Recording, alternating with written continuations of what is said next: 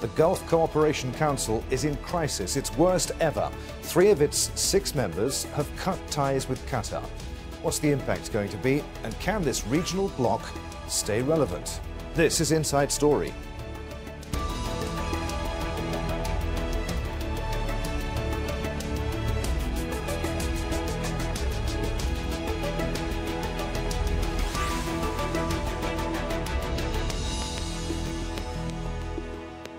Hello, welcome to the programme. I'm Adrian Finighan. He was in Saudi Arabia on Tuesday, in the United Arab Emirates on Wednesday. The Emir of Kuwait is plane hopping around the Arabian Peninsula, hoping to mediate in what's being called the Qatar Crisis.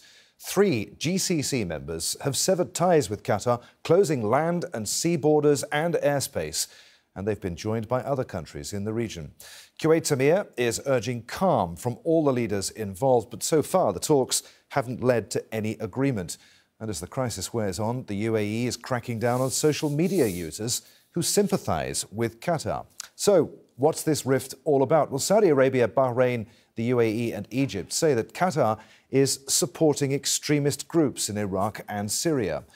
The 4 have long had disagreements with Qatar over its ties with the Muslim Brotherhood and Hamas. And they say Qatar has strayed from GCC policy by supporting Iran. Qatar has denied all the accusations and says that they're based on lies. Well, a number of world leaders, including Turkey's President Recep Tayyip Erdogan, have spoken out in support of Qatar, saying that the GCC must remain united. It's been an alliance since May 1981, and for most of that time, Saudi Arabia has been, well, de facto leader. The other GCC countries are Qatar, UAE, Bahrain, Oman and Kuwait. The ongoing crisis isn't the first to hit the bloc. Some of its members were accused of trying to stage a coup in Qatar in 1996. And 3 years ago, Saudi Arabia, the UAE and Bahrain all withdrew their ambassadors from Qatar over the country's alleged support for the Muslim Brotherhood. That crisis was resolved after 9 months when Qatar agreed to a list of concessions, including relocating some Muslim Brotherhood members to Turkey and closing Al Jazeera Mubasher, the live channel in Egypt. So let's bring in our guests for today's programme. Joining us from Geneva is Jean-Marc Rickli, who's Head of Global Risk at the Geneva Centre for Security Policy. And from Kuwait, we're joined by Ali Alkandari, Professor of Contemporary Gulf History at Kuwait University. Gentlemen, welcome to you both. Jean-Marc, if we can start with you first. What are the chances, do you think, of the Emir of Kuwait being able to broker some sort of deal between Saudi Arabia, the UAE and Qatar? Well, the situation is very tense, and I think that the situation is much worse than it was in 2014. So back in 2014, an agreement could be reached, but you have to understand that the crisis was purely diplomatic. This time we have a diplomatic crisis, but in addition to that, we have an economic crisis through an economic blockade. So the stakes are much higher, and in a way, Qatar in 2014 was playing for time, and it playing on its side because by the end of 2014, Saudi Arabia had realized that the risk of inclusion of the GCC was important. And then shortly after, King Abdullah passed away, and his successor was King Salman, was trying to get the largest Sunni alliance possible, because the policy of the United States at the time under Obama was characterized by disengagement or perceived disengagement from the region, as well as engagement with Iran, especially on its nuclear program. Now it's completely different, because President Trump is fully backing the Saudi and Emirati position, and therefore, if you want, the room of maneuver of Qatar is very, very slim, and Saudi Arabia and the UAE are very determined to get the result this time. OK, well, we'll come on to the implications for the GCC in just a moment. But first, Ali Alkandari, Qatar's Emir and the Emir of Kuwait are said to enjoy a close relationship. Is Kuwait's ruler seen by Saudi Arabia and the UAE as the right man to mediate some sort of solution to this crisis? I think Emir of Kuwait, Sabah Al-Ahmed, he's the right person to deal with this crisis, the initiative that he's taken now. Yesterday he was in Jeddah. Today he's traveling to UAE to meet with the Emirati leaders. I think he's the right person to deal with this crisis. In 2014, he did the same role and was successful last time. I know this time the measurement is wider. It's not just political or even economical, it's even social. Many families have been affected by this measurement, this embargo or whatever. I'm confident. I have some confidence about the initiative because the having meeting or accepting to meet with Sheikh Sabah by King Saudi and Emirat, and the statement made by Al-Jubair, the Foreign Minister of Saudi Foreign Minister, that there is a room to mediate, there's a room to negotiate on some conditions that has been proposed by Saudi and UAE. Ali, I'm sorry to interrupt you. You say some room for negotiations. What will the negotiating tactic be? Of course, none of us actually knows for certain, but what do you think will be the most likely scenario as far as the negotiations are concerned? Where's the wiggle room? The issues have been mentioned by Al-Jubair. He said that backing Hamas and Islamists, especially Muslim Brotherhood. The main issue is backing Islamists, and also the way of dealing with Egypt under Sisi. The Qatari policy towards Sisi, it's not pleasant, or let me say, it's not accepted by Saudi and Emirat. Scenarios are different. We can summarize them in 4 scenarios. In scenario 1, that Qatar would react to this pressure and would change some of its policies, would have a different way of dealing with the Islamists, Muslim Brotherhood, Hamas. Scenario 2, which is it's not a very pleasant, that an internal coup could be supported inside Qatar. I don't think this is going to happen. A higher measurement that military action could be taken against Qatar. This is also a far scenario, but it's there. Okay. Qatar could go and rely more on Iran and Turkey, more on the GCC countries. I think we are talking more of the scenario number 1, that Qatar would try to deal with this issue with the Saudi and with the Kuwaiti initiative to ease it and to to bring the water back between the brothers. Jean-Marc, I want to talk about the Gulf Cooperation Council here. Why are some members of the GCC so opposed to one of its members, i.e. Qatar, pursuing a more autonomous regional policy? What is wrong with that as far as the GCC is concerned? Well, from the Saudi and the Emirati perspective, the policy of Qatar has been very autonomous indeed, and in a way it has chosen a very unique type of neutrality. Unlike the Swiss neutrality, that the Swiss government say, well, we are neutral if you don't have any privilege, access or relationship with anybody. Qatar turned that on its head, say, well, if we have relationship with everybody, we cannot be considered as siding on one side or the other.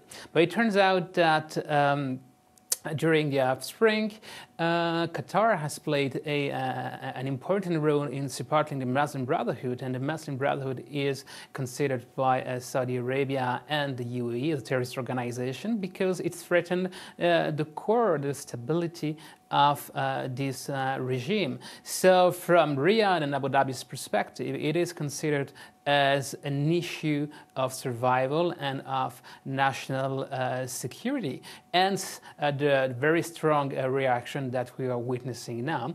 And again, this crisis has not erupted last week. This is a crisis that has been brewing for a very long time. There have always been some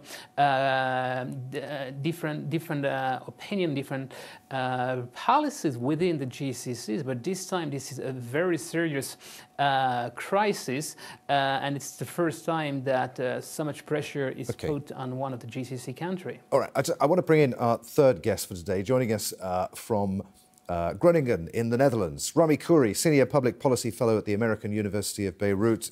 Rami, good to have you with us on Inside Story again. Better late than never. We're talking about the GCC here, the implications of this crisis for the Gulf Cooperation Council. And I just asked Jean-Marc there why some members of the GCC are so opposed to one of its members pursuing more autonomous regional policies. I asked Marc, well, what's wrong with that? You have a view on that, don't you? Well, I think the incredibly strong reaction of the Saudis and the Emiratis and the Bahrainis and, well, it's essentially the Emiratis and the Saudis who are driving this, and the other, Egypt and Bahrain and others, are just joining on for their own reasons, or they don't have much choice, really. But the incredibly strong reaction against Qatar is what is actually quite startling. They're laying siege to Qatar. They're cutting it off from all land, sea, and air routes through the GCC, forcing it to go through Iran only. They're cutting off commerce with all their citizens. So this is such an exaggerated response that it makes you really wonder, what is it that is frightening them so much? I mean, it's hard to see that Qatar's normal ties with Iran or talking to Hamas or the Muslim Brotherhood is any kind of existential threat to Saudi Arabia and the UAE. If it is, then these are much weaker countries than we think they are. But I don't think it is a real threat. I think there's something deeper here, and it's simply that the Saudis and others in the GCC are simply not able to handle members of the GCC who have an independent policy and who have an open, like Jazeera and things of that nature. That's my own interpretation. Rami, you wrote today, many people would have seen the article online today, that Qatar's crime in Saudi eyes is simply its insubordination and its refusal to accept the Saudi approach to maintaining stability in the region through the use of guns and money to silence critics. I mean, is that really what this comes down to, do you think? Well, that's my interpretation. I mean, I think the Saudis just cannot handle people in their domain of influence as they see it, which is the GCC. The Saudis cannot handle people going off and having an independent policy or even a slightly different policy than the Saudis. And the Saudis are completely going crazy with Iran. And I don't think Iran is a real threat to them either, but they're looking for these external sources of threats, Iran and Hamas and the Muslim Brotherhood. And now they put Qatar in that league. It just isn't credible. Every single person I've spoken to in Europe and the United States and around the Arab world basically agrees with my view.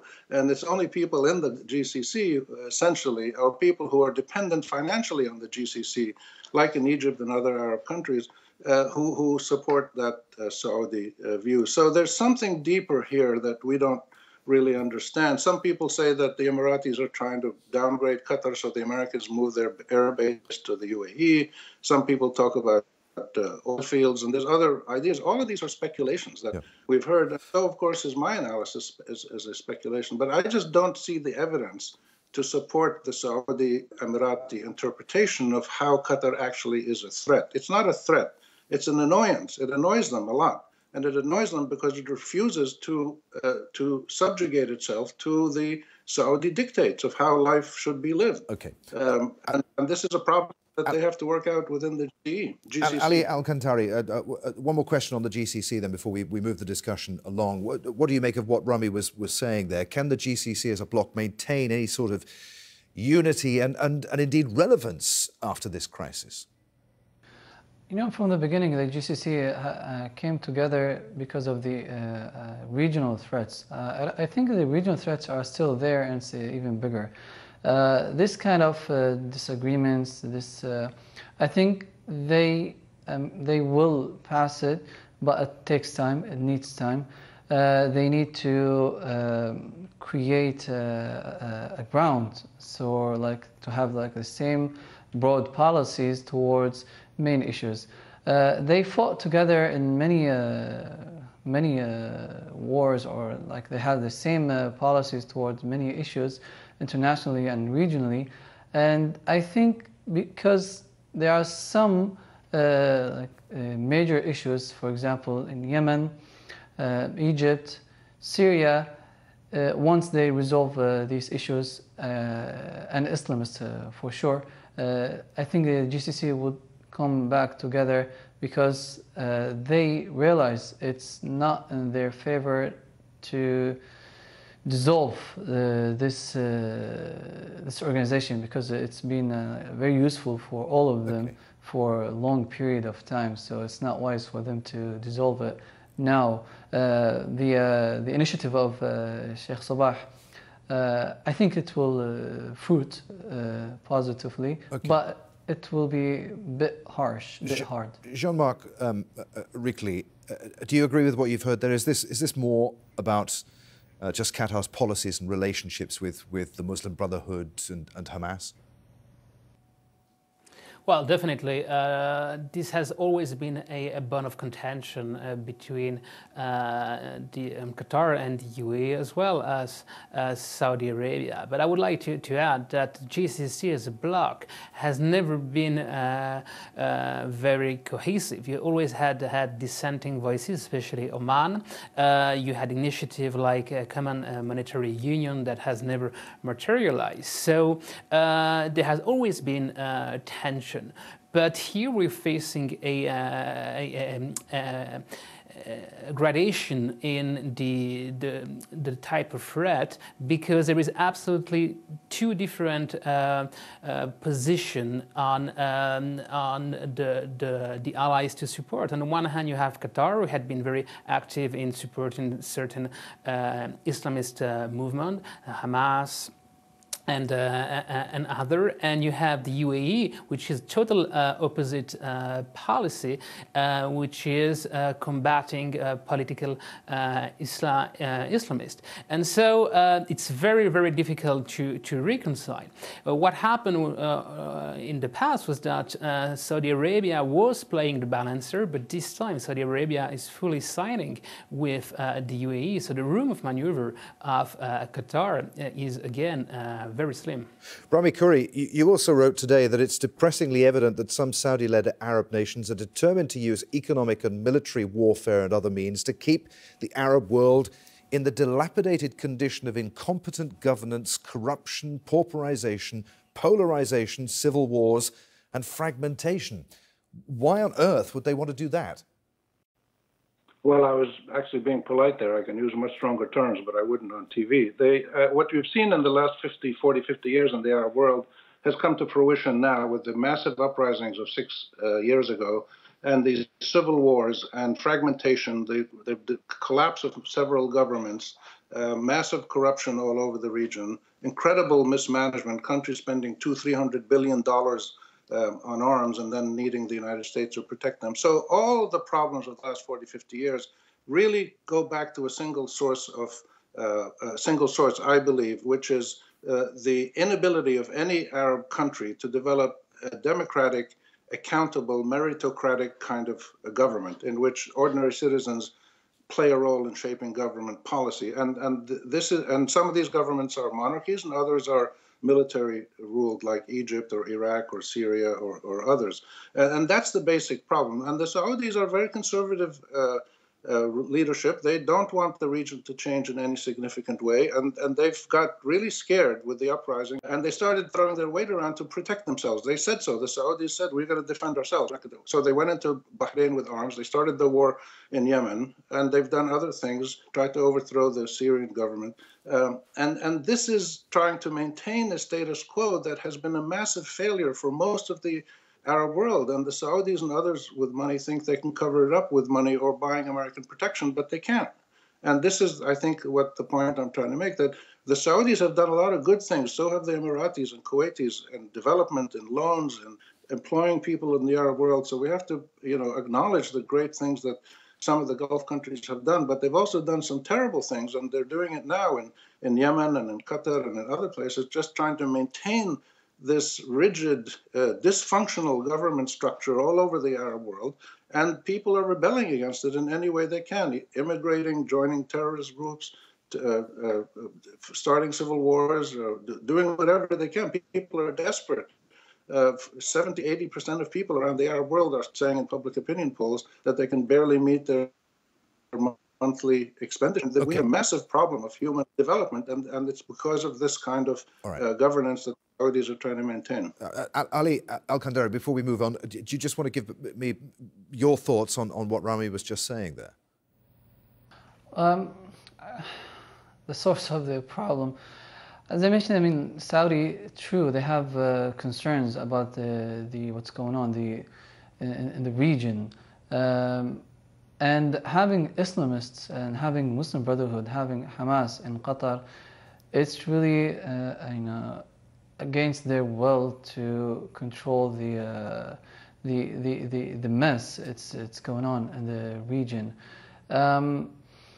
but not in this way, not by attacking, not by putting this embargo on Qatar, this political and economic and even social, embargo on Qatar.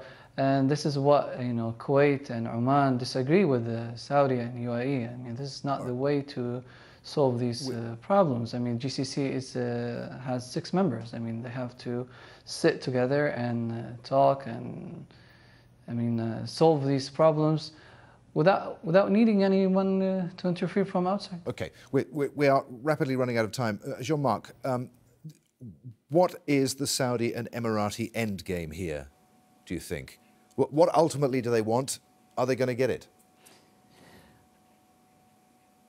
Well, I think they really want to get the terms of the agreement of the 2014 Riyadh agreement. So they really want a drastic change of Qatar's policy. As was said earlier, there are 3 scenarios, and the more gentle one for Qatar is really to completely change its policy towards support of certain groups, as well as promotion of certain groups in the region. And we could think to the more extreme consequences or goal, which would be, as was mentioned earlier, a regime change. And so I think that Qatar, again, has not much of a room of maneuver. It has to drastically change its policy, and I don't think that at this time the Emirati or the Saudis will back down as they did back in December 2014. All right. Final word to Rami then. Do you agree with what you've just heard there?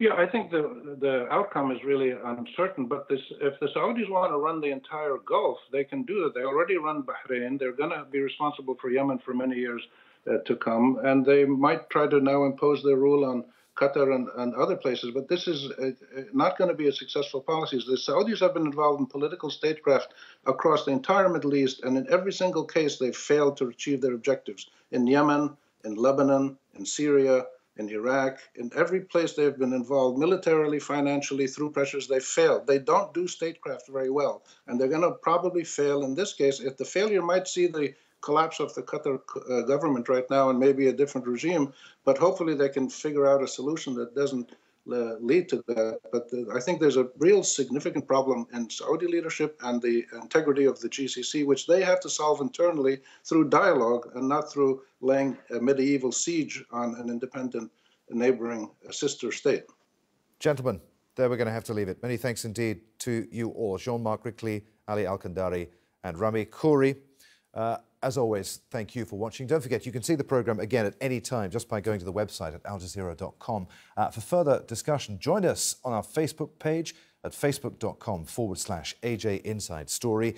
And you can also join the conversation on Twitter, our handle at AJ Inside Story. From me, Adrian Finighan, and the whole team here in Doha. Thanks for watching. We'll see you again. Bye for now.